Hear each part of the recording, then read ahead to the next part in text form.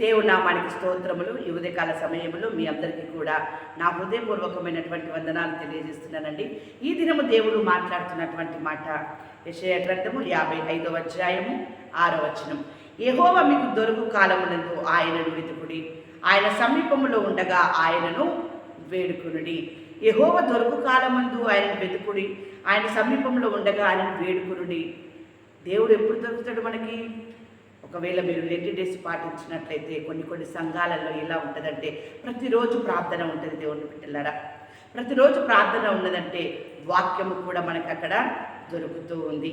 ఆ వాక్యాన్ని నువ్వు వినడానికి వెళ్ళినట్లయితే ఆ వాక్యము నీకు దొరుకుతుంది. దేవుని బిడ్డలారా, ఆ వాక్యములో నీ స్థితిగతిని నువ్వు ఎలా ఉన్నావో నువ్వు వెతికి నీ స్థితిని నువ్వు మార్చుకొని దేవునికి బిడ్డగా, దేవునికి కుమారుడిగా, దేవుడి సొత్తైన కుమార్తెగా నువ్వు ఉన్నట్లయితే ఆయన సమీపంలో ఉండగా ఆయనను వేడుకో.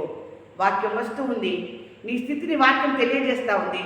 నువ్వు పశ్చాత్తాపపడు. ఆయన నీకు సమీపంలో ఉండగా ఆయనను వేడుకున్నట్లయితే నీ జీవితంలో అద్భుత కార్యం చేయబోతూ ఉన్నాడు. చూడండి, వాక్యం సెలవిస్తూ ఉంది కదా ఇక్కడ, యెహోవాను బట్టి సంతోషించుము, ఆయన నీ హృదయ వాంఛను తీర్చును.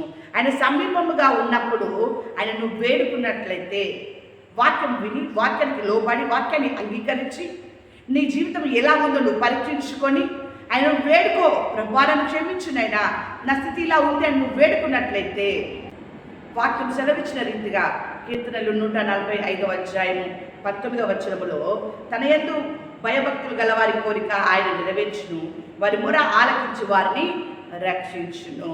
దేవుని బిడ్డలారా, ఆయన నీకు సమీపముగా ఉన్నప్పుడు నువ్వు వేడుకున్నట్లయితే ఆయన ఎందుకు భయము భక్తి కలిగి యెహోవాను బట్టి నువ్వు సంతోషపడతావు. ఎందుకో తెలుసా? ఆయన నీ హృదయ వాంఛల్ని తీరుస్తూ ఉంటాడు. దేవుని బిడ్డలారా, అందుకే వాక్యం సెలవిస్తూ ఉంది కదా.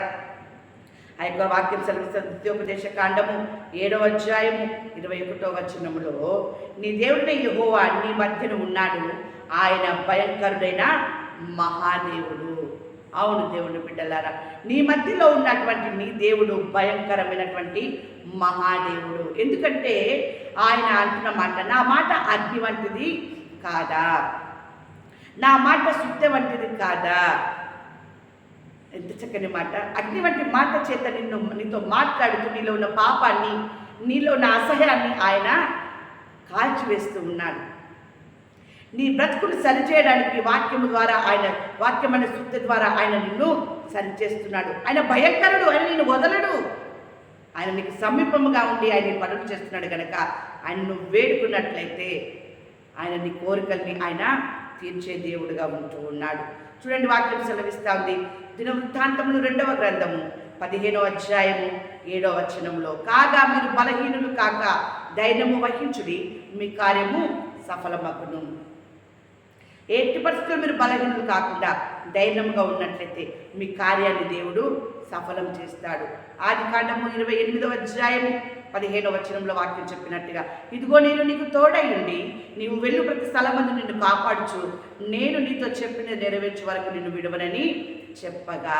యెహోవా దొరుకు కాలమందు ఆయనను వెతకుడి, ఆయన సమీపంలో ఉండగా ఆయనని మీరు వేడుకున్నట్లయితే ఆయన నీకు తోడుగా ఉండి నువ్వు వెళ్ళు ప్రతి పని కావచ్చు, ప్రతి స్థలము కావచ్చు, మరి ఏదైనా సరే ఆయన నిన్ను కాపాడుచు, నీతో చెప్పినది నెరవేర్చే వరకు కూడా నిన్ను ఆయన విడవడు. దేవుని బిడ్డలారా, నీవు ఏది జరగాలి నీ కుటుంబంలో, నీ పిల్లల విషయంలో, నీ భర్త కావచ్చు, నీ భార్య విషయంలో కావచ్చు, ఏదైనా కోల్పోయినవేమో అది మరలా నువ్వు రావాలని కోరుకుంటున్నావు కావచ్చు, అవన్నీ కూడా జరిగేంత వరకు దేవుడు నిన్ను విడవడు. దేవుడు నిన్ను విడవడు అంటే ఆయన సమీపముగా ఉండగానే ఆయన వాక్యం వింటున్నటువంటి నీవు ఆయనను వేడుకో, ఆయన ఎందుకు భయం భక్తి కలిగి ఉండు. అప్పుడే దేవుడు నీ జీవితంలో, నీ కుటుంబంలో కూడా అద్భుతమైన ఆశ్చర్యమైన కార్యములు జరిగించి మిమ్మల్ని దీవించును గాక. ఆమేన్.